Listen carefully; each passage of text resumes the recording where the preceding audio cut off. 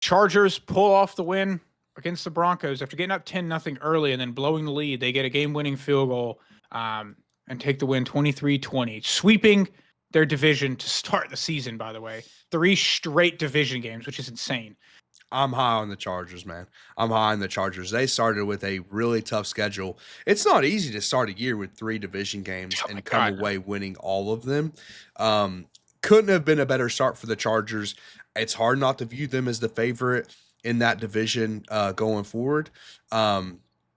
And then I think I'll start with Herbert making the plays in the big moment, man. I mean, they needed it at the end, and he gave it to them.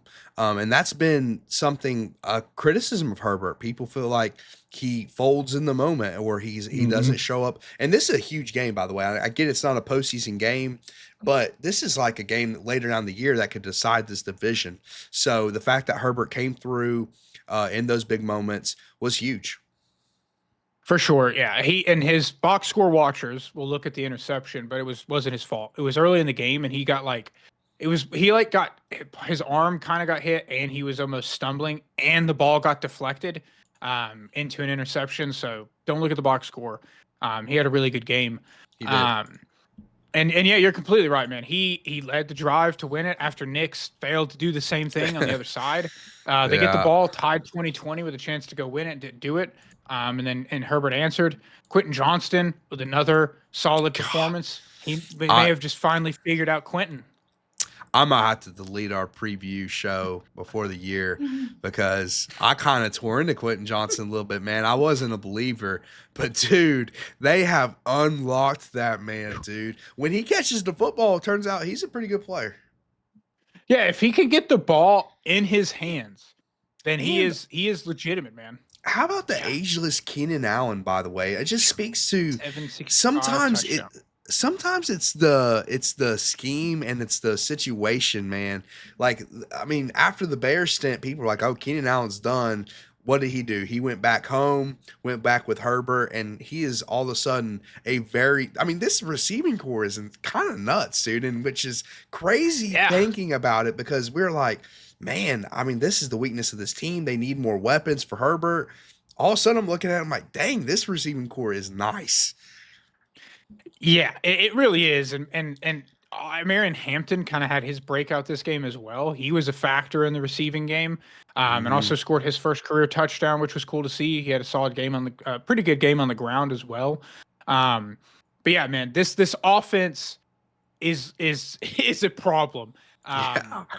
And it sucks because, man, if Slater was out there as well, I know. God, this team. I know. Joe Alt kind of got whipped by Nick Bonito. We'll talk about that more in a second. But yeah, the Chargers offense it is legitimate, and the Herbert slander needs to stop. It's worth noting too, the Broncos blitzed 71% of the time against the Colts, and they dropped that pretty heavily in this game, which is interesting. But they have been like blitzing a ton this season.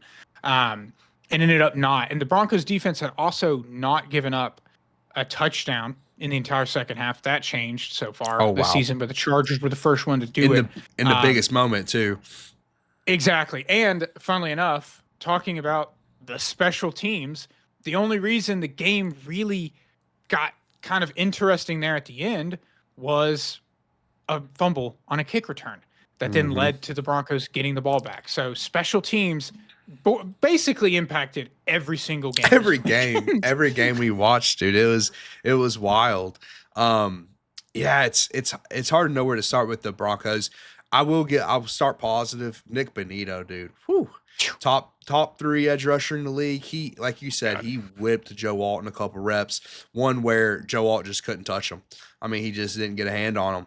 And it's the speed and it's the combination of speed and power and the bend Benito's had. I mean, he's worth it. All of a sudden looks like that contract is an absolute steal, man.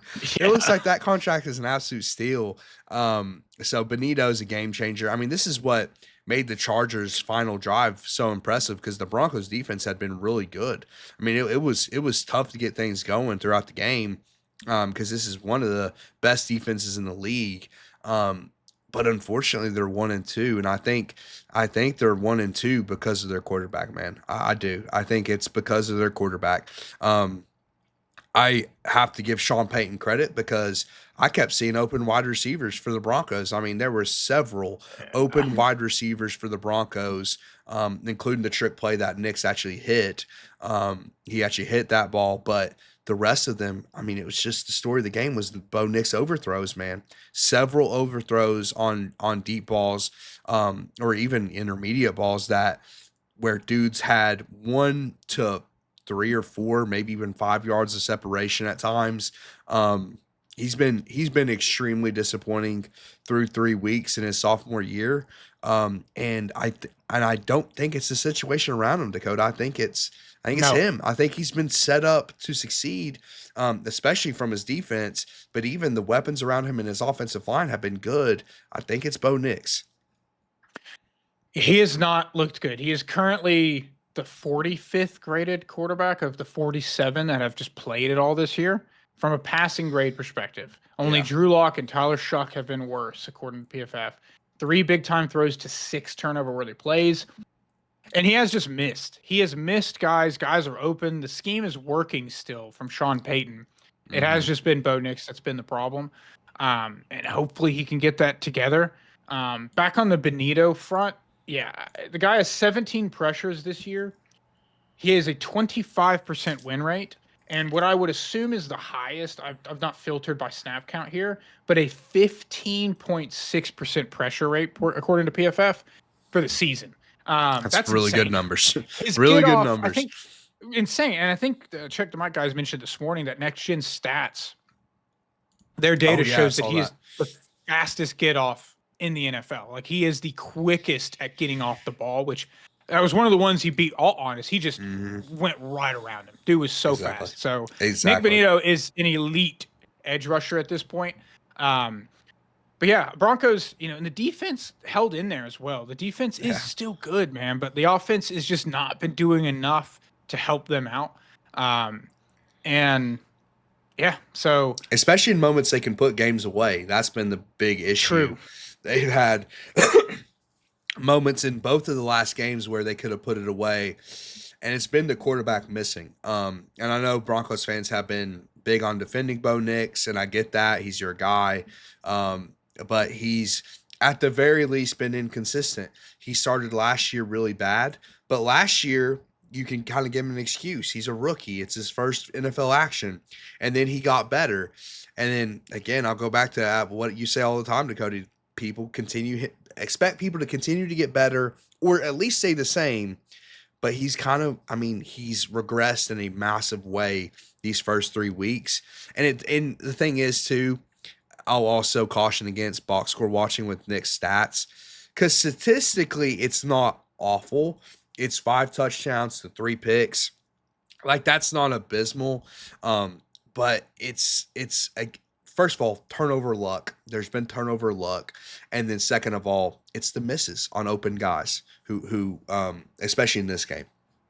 Yeah, and to your original point, off-season stuff when we're ranking quarterbacks and everything too, the stats didn't necessarily do justice to how he played last year either. So in terms of the Nope. regression, if you were just looking at the box score and all the hype around him, you would think, "Oh my gosh, he's falling off a cliff right now."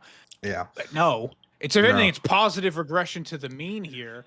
Um, and yeah, looking at the fourth quarter specifically, Herbert gets a lot of hate for the big moments or whatever. Knicks leads a field goal drive to start the fourth quarter to make it 20-13, and then goes 3-and-out on their next 2 drives, which result in a touchdown and a field goal on both of those. That won the game essentially for the Chargers. So when the game mattered most, Broncos kind of folded. Knicks missed. And it was Knicks, man. I mean, And there's Knicks open missed. guys. There was Yeah. open guys that he missed. He was protected. So just be honest with your quarterback play, Broncos fans. I mean, it's one of those things too, to your point, you made a really good point there, man. This is why especially touchdown to interception ratio can lie to people about a player. Yes. It's so weird to me, man, because Caleb Williams had a really good touchdown to interception ratio his rookie year, but people accept that he didn't play that good. I don't understand why they can't apply that to other players. Like Bo Nix, 4 of his touchdowns came against Chiefs backups in Week 18. Those are the kind of things that you should caution yourself with before you say, "Oh, wow, my quarterback is for sure the second best quarterback. Even saying he's better than Jaden Daniels, uh, like just I would caution against that kind of stuff because you're gonna have moments like this where you're 1-2 and it's looking like you're gonna have to. It's an uphill battle to even be in this division race. And to that point, Chargers were 3-0 for the first time in 23 years, apparently, which was a mind-blowing stat Unreal. because I guess it just showed how Unreal. Philip never started that hot there. Yeah. But they have a 2-game lead on the entire division now as well, with a 3-0 start in the division specifically. So it is currently the Chargers' division to lose. Yep. Yep. I mean, it's the Harbaugh effect. Maybe it's the Madison Beer effect for old Herbert. Who knows? Had to shout that out.